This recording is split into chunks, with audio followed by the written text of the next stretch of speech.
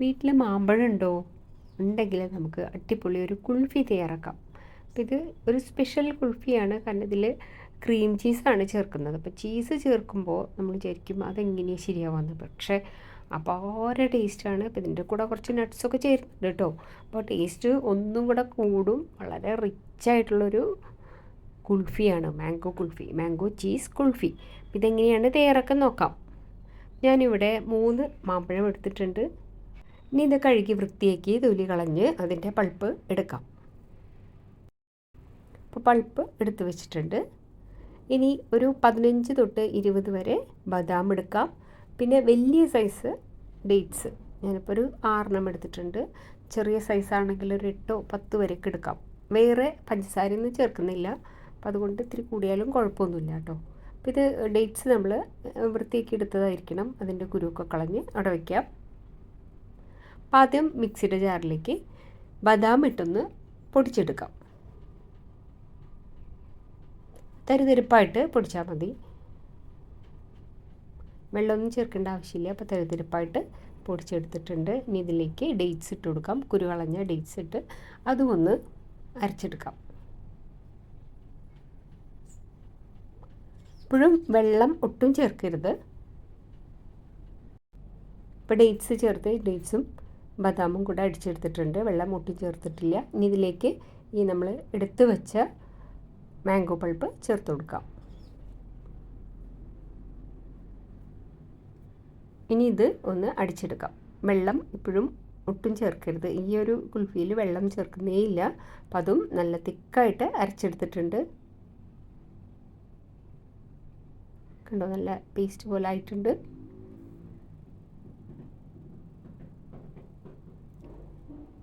ഇനിയാണ് നമ്മൾ cream cheese അല്ലെങ്കിൽ ചീസ് സ്പ്രെഡ് ചേർത്ത് കൊടുക്കാം. ഇതൊരു 400 ഗ്രാമിൻ്റെ പാക്കറ്റ് മുഴുവനായിട്ട് ഇട്ടിട്ടുണ്ട്. 400 ഗ്രാം ക്രീം ചീസ്. അപ്പം അതും ഒന്ന് അടിച്ചെടുക്കാം. കണ്ടോ, നല്ല തിക്കായിട്ടുള്ളൊരു പേസ്റ്റായിട്ട് കിട്ടിയിട്ടുണ്ട്.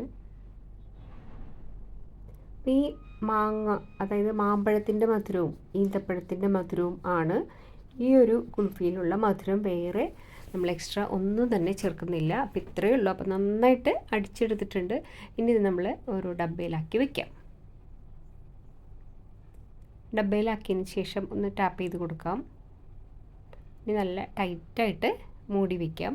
ഫ്രിഡ്ജിൽ ഒരു രാത്രി മുഴുവൻ ഇരിക്കുക, അല്ലെങ്കിൽ ഒരു 6-7 മണിക്കൂറൊക്കെ ഇരുന്നാൽ ഒരുവിധം ഉറച്ച് കിട്ടിക്കോളും.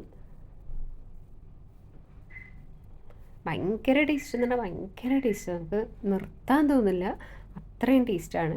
അപ്പം മധുരം അറിയാലോ, മധുരം പഞ്ചസാരയൊക്കെ കഴിക്കാത്തവർക്ക് ഇങ്ങനെയൊക്കെ ചെയ്ത് കഴിക്കാം. അതായത് ഇത് നാച്ചുറലായിട്ടുള്ള മധുരങ്ങളാണ്, ഈന്തപ്പഴവും അതുപോലെ മാങ്ങയുടെ മധുരവും രണ്ടും കുഴപ്പമൊന്നുമില്ലാത്തതാണ്. അപ്പോൾ ഐസ്ക്രീമൊക്കെ കഴിക്കാൻ ബുദ്ധിമുട്ടുള്ളവർക്ക് ഇങ്ങനെ തയ്യാറാക്കി കഴിക്കാം.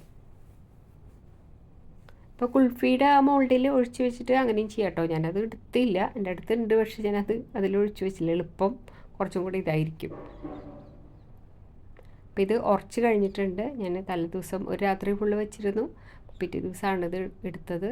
അപ്പോൾ ഇത് അല്പനേരം ഒന്ന് വെച്ചാൽ കുറച്ചും കൂടെ സോഫ്റ്റായിട്ട് കിട്ടും. ഫ്രീസറിൽ നിന്ന് എടുത്ത ഉടനെ തന്നെ എടുക്കുമ്പോൾ കുറച്ച് ഹാർഡായിട്ട് തോന്നും. ഒരല്പനേരം വെച്ചാൽ കുറച്ച് സോഫ്റ്റായിട്ട് കിട്ടും. നമുക്കൊന്ന് കഴിച്ചു നോക്കാം. ഞാൻ കഴിച്ചു നോക്കി, ഒരു രക്ഷയില്ല, അടിപൊളി ടേസ്റ്റാണ്. അപ്പോൾ ഈ ടേസ്റ്റ് നിങ്ങൾക്കും അറിയണ്ടേ? അപ്പോൾ ഒരു പ്രാവശ്യമെങ്കിലും ഒന്ന് ട്രൈ ചെയ്ത് നോക്കിക്കോളൂ. ഇപ്പോൾ ക്രീം ചീസാണ് കുറച്ചൊരു കിട്ടാൻ ബുദ്ധിമുട്ടുള്ളൊരു ചേരുവ, പക്ഷേ പണ്ടത്തെ പോലെയൊന്നുമല്ല. ഇപ്പോൾ സൂപ്പർ മാർക്കറ്റിലൊക്കെ ഈ ക്രീം ചീസ് അല്ലെങ്കിൽ ചീസ് സ്പ്രെഡ് കിട്ടുന്നുണ്ട്. അപ്പോൾ പിന്നെ തയ്യാറാക്കാൻ വളരെ ഈസിയാണ്, ചേരുവകളും വളരെ കുറവാണ്. ഇപ്പോൾ ബദാമും ഡേറ്റ്സൊക്കെ മിക്കവാറും വീട്ടുകളിൽ ഉണ്ടാവുന്ന ചേരുവകളാണ്. അപ്പോൾ അതിൻ്റെ കൂടെ നമുക്കിഷ്ടമുള്ള നട്ട്സൊക്കെ ചേർക്കാം കേട്ടോ. ഇപ്പോൾ വാൾനട്ടോ അല്ലെങ്കിൽ കശുവണ്ടി അതൊക്കെ ചേർക്കാം. അപ്പോൾ ഒന്നും കൂടെ ടേസ്റ്റ് കൂടും. തീർച്ചയായിട്ടും ഒന്ന് ട്രൈ ചെയ്ത് നോക്കിക്കോളൂ, കാരണം അത്രയ്ക്കും ടേസ്റ്റാണ്.